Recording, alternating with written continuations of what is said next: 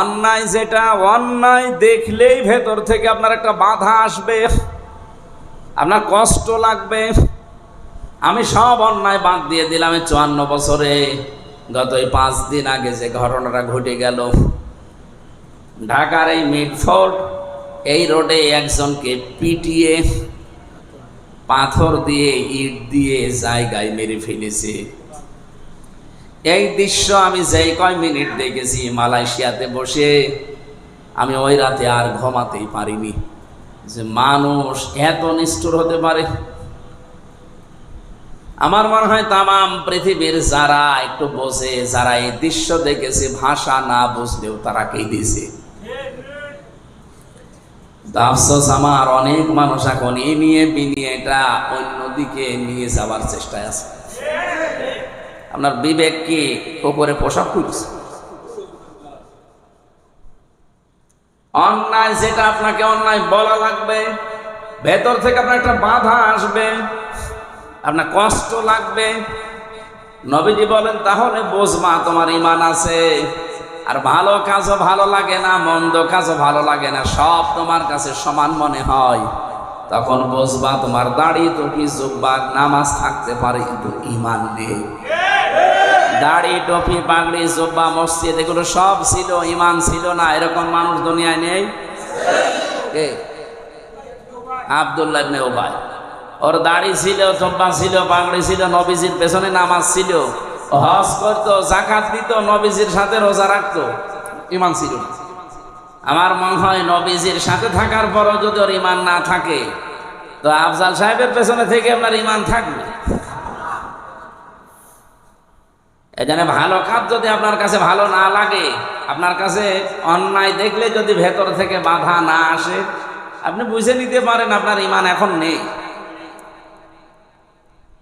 ওয়ালাকাদ যারানা লিজাহান্নামা কাসীরাম মিনাল জিন্নি ওয়াল ইনস লাহুম কুলুবুন লা ইয়াফকাহুনা বিহা। আল্লাহ পাক কোরআনে কারীমের সূরা আরাফের 179 নম্বর আয়াতে জানিয়েছেন, অবশ্যই অধিকাংশ জিন আর মানুষ জাহান্নামে যাবে, এই জন্যই পয়দা হয়েছে। প্রশ্ন আসতে পারে, অধিকাংশ মানুষ আর জিন যদি জাহান্নামে যায়, তে আমাদের দোষ কি?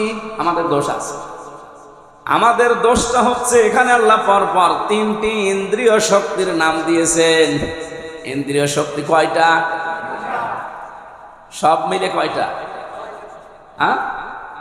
6টা।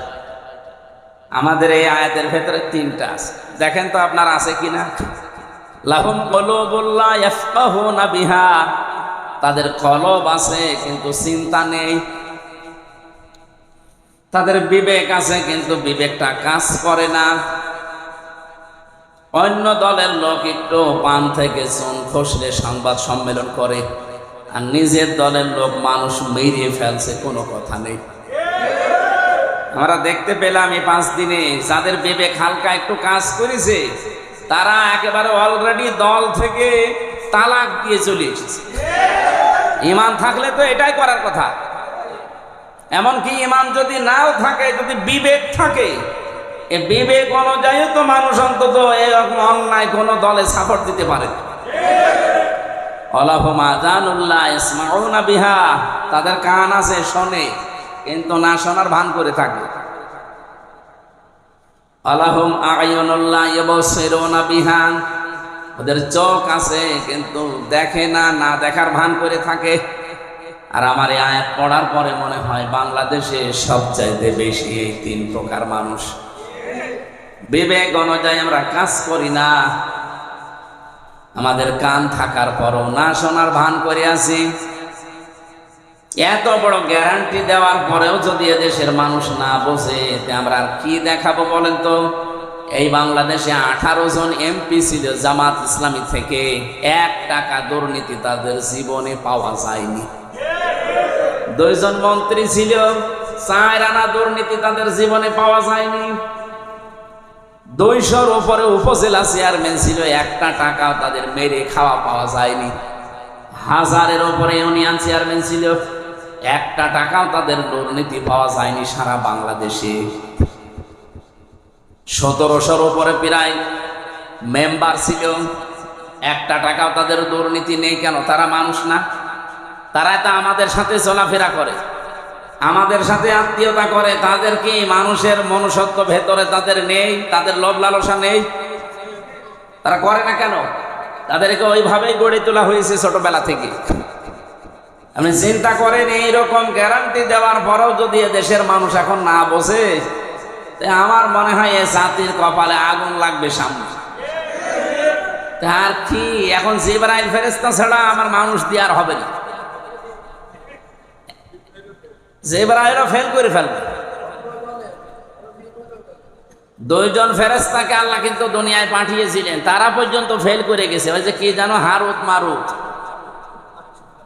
তারা পর্যন্ত দুনিয়ার এই ফেরে বেপড়ে শয়তানের ধোঁকা, এই রং বেরঙে পড়ে নিজেরা তারাও নষ্ট হয়ে গেছে। আর এই মানুষগুলো, এই যে যাদের নাম বললাম, 1700, 1000, 200, 18 জন, 2 জন, সব আমি কি বানিয়ে বলছি? এরা এই দেশে ছিল, তাদের এই চলাফেরা আমাদের সাথে, কিন্তু 4 আনাও তাদের দুর্নীতি খুঁজে পাওয়া গেল না। তারাই তো এখন গ্যারান্টি দিচ্ছে যে 5টা বছরের জন্য একটু একটু পরীক্ষার জন্য হলেও দেন, দেখেন কি করি। 5 বছর লাগবে না, 3 বছরে বাংলাদেশকে আমরা দাঁড় করিয়ে দেব। মালয়েশিয়ার মতো দেশ, ওরা 2004 সাল থেকে দাঁড়িয়ে গেছে 21 বছরে, আর আমরা 54 বছরে দাঁড়াতে পারি না। পারি না কেন? কারণ আমাদের 2টা রোগ বেশি, একটা দুর্নীতি আর একটা খাদ্যে ভেজাল। ওদের দেশে যদি এই 2টার একটা কোনো ট্রান্স পায় না, সঙ্গে সঙ্গে মেরে ফেলবে। আমাদের দেশের এই যে ফটিকা খেতে গেলে মাঝে মাঝে চিন্তা হয়, আল্লাহ এ কি কোমড়া দিয়ে বানানো না আম দিয়ে বানানো? আর ওই দেশে আমি পুরা দেশ ঘুরলাম, এমন কোনো জায়গা তো আমার বাদ নেই। এত বড় বিশাল দেশ ঘুরে আসলাম, কোনোদিন একটা চিন্তা আসে না যে রস, মনে করেন ডালিমের রস অথবা এটা আমের রস, এর ভেতরে আবার কোনো কিছু মিশানো নেই তো। একেবারে 100 ভাগের 100 ভাগ খাঁটি। এই জন্য এই 10 দিনে আমার অসুস্থ তো হয়নি, আমার কাশিও হয়। আরে কালকে আজকে সকালে বিমানে নেমে এই যে কাশাকাশি শুরু হয়েছে। আর এত পরিষ্কার পরিচ্ছন্ন, আমার মনে হয় রোড ঘাটেও খাবার ঢেলে খাওয়া যাবে, এত পরিষ্কার। প্রতিদিন একবার করে বৃষ্টি হয়, যদিও একটা ধুলাবালি একটু লেগে থাকে, তো বৃষ্টিতে সব আবার দিয়েছে। 2 নম্বরে ওদের দুর্নীতি নেই। যেখানে যেটা সরকারের পক্ষ থেকে বাজেট আসবে, সেই কয়টা ওই জায়গায় পৌঁছে দেবে। একটা রাস্তার জন্য যদি 100 টাকা বাজেট আসে, 100 টাকায় খরচ হবে রাস্তা ওই বছর। একটা রাস্তা 100 টাকা দিয়ে খরচ করলে 100 বছর যাওয়ার কথা, 100 বছরই যায়, আরো বেশি যায়। আর আমাদের দেশে 100 টাকা বাজেট হলে 3 টাকা খরচ হয়, আর 97 টাকা শয়তানরা খেয়ে ফেলে। এখানে কাশীপুর মোড় থেকে এই গ্রাম কয় কিলো? 2-3 kilo, 4 kilo. এতটুকু রাস্তা আসতে আমার মনে হয় কষ্ট।